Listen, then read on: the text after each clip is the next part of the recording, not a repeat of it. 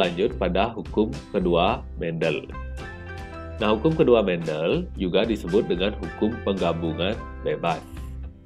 Hukum ini menyatakan bahwa pada saat pembentukan gamet, alela atau variasi gen yang menentukan karakter-karakter berbeda dapat bergabung secara bebas satu sama lainnya. Jadi variasi gen itu bisa bergabung secara bebas ya, tidak beraturan dia. Nah, untuk menemukan hukum kedua Mendel ini, Mendel melakukan percobaan dengan menyilangkan dua sifat beda. Itu dikenal dengan dihibrida. Nah, sekarang kita lihat bagaimana bentuk persilangan dihibrida. Nah, di buku paket gambarnya seperti ini.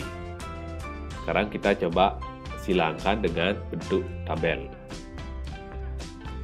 Sekarang mari kita coba persilangan dua sifat beda atau dihibrida. Di sini Pak samakan dengan yang di buku paket. Ada bulat kuning disilangkan dengan keriput hijau. Nah, bulat kuning untuk genotip itu karena bersifat dominan, kita buat dengan huruf besar. B untuk bulat, K untuk kuning. Jadi dia bersifat homozigot dominan. Kemudian keriput hijau. Dia bersifat resesif. B kecil, K kecil, K kecil. Dia juga homozigot resesif. Nah, untuk homozigot itu gametnya cuma ada satu macam. Untuk yang pertama di sana ada B besar dan K besar. Untuk yang kedua, di sini ada B kecil dan K kecil. Nah, jika ini disilangkan, otomatis keturunannya semuanya akan menjadi heterozigot. B besar, B kecil, K besar, K kecil. Kemudian dia juga, karena bulat kuning dia bersifat dominan, jadi dia bersifat bulat kuning. Nah, yang kedua juga sama. Jadi keempat-empatnya dia bersifat bulat kuning.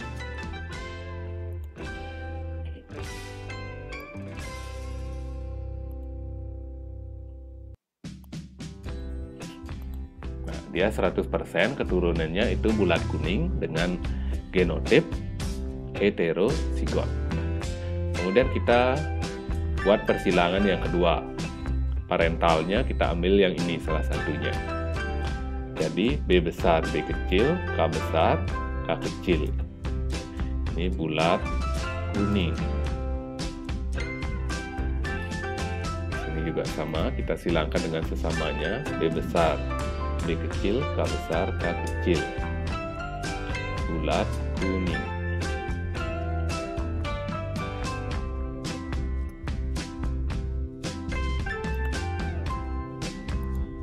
Nah, di sini karena dia heterozigot, dia akan menghasilkan 4 gamet, 4 macam gamet. Bagaimana cara menentukan gametnya? Cara menentukan gametnya dengan kita memasangkan ini. Huruf B dengan K-nya, kita pasangkan satu persatu. Nah, kita langsung coba. Pak ambil yang pertama B besarnya. B besar, Pak pasangkan dengan K besar. B besar, K besar.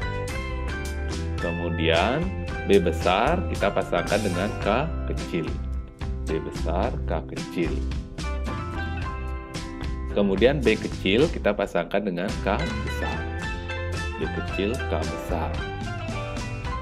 Kemudian B kecil kita pasangkan dengan K kecil.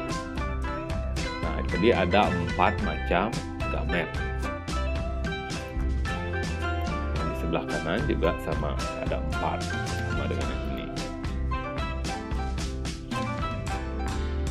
Nah, sekarang bagaimana menentukan filialnya pada persilangan yang kedua? Untuk menentukan filial kedua, kita harus membuat dalam bentuk papan catur atau dalam bentuk tabel. Gamet yang sudah kita dapat tadi, yang ini, kita masukkan ke dalam tabel ini. Misalkan gamet yang sebelah kiri, B besar, K besar. B besar, K kecil. B kecil, K besar. B kecil, K kecil. Kemudian gamet yang sebelah kanan. B besar, K besar. B besar, K kecil. B kecil, K besar. B kecil, K kecil. Nah, kita tinggal mempertemukannya. Misalkan di sini B besar ketemu B besar, K besar ketemu K besar. Dia menjadi bulat kuning. Kemudian di sini B besar ketemu B besar, K besar ketemu K kecil. K kecil ya. Masih tetap bulat kuning.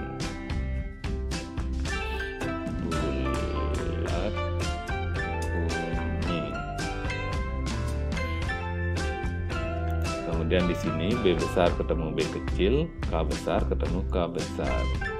Masih tetap bulat kuning. Di sini B besar ketemu B kecil, K besar ketemu K kecil. Sama juga bulat kuning.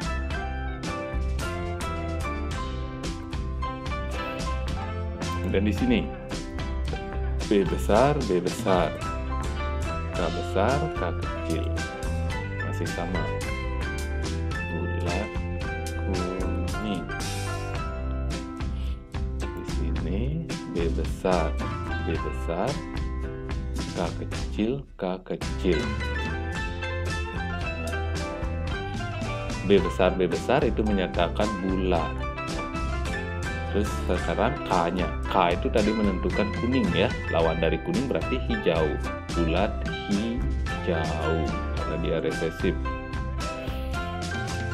Kemudian di sini B besar, B kecil, K besar, K kecil. Bulat kuning.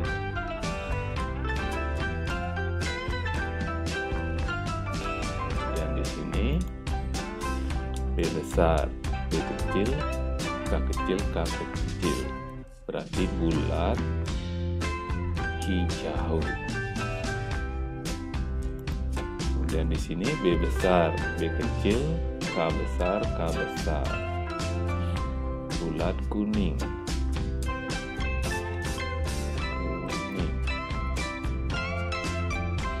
Kemudian di sini B besar, B kecil, K besar, K kecil. Juga bulat kuning. Kemudian di sini B kecil ketemu B kecil, K besar ketemu K besar. Nah, tadi B besar itu bulat, berarti B kecilnya dia keriput. Keriput. K-nya dia kuning. Keriput kuning. Kemudian di sini B kecil ketemu B kecil, K besar ketemu K kecil. B-nya itu keriput ya, B kecil keriput. K besar berarti kuning. Kemudian di sini B besar B kecil, K besar K kecil, masih tetap bulat kuning.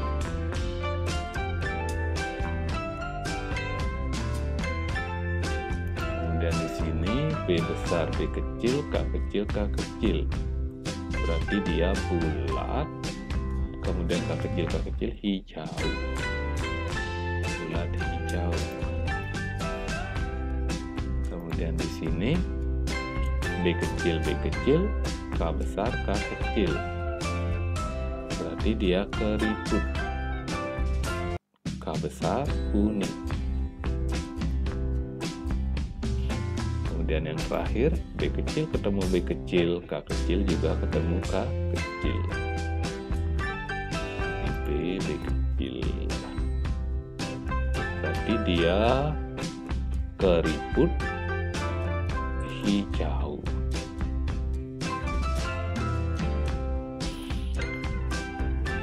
Nah, sekarang coba kita hitung yang warnanya bulat kuning.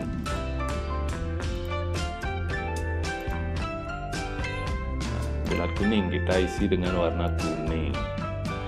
Ada 1, 2, 3, 4, 5,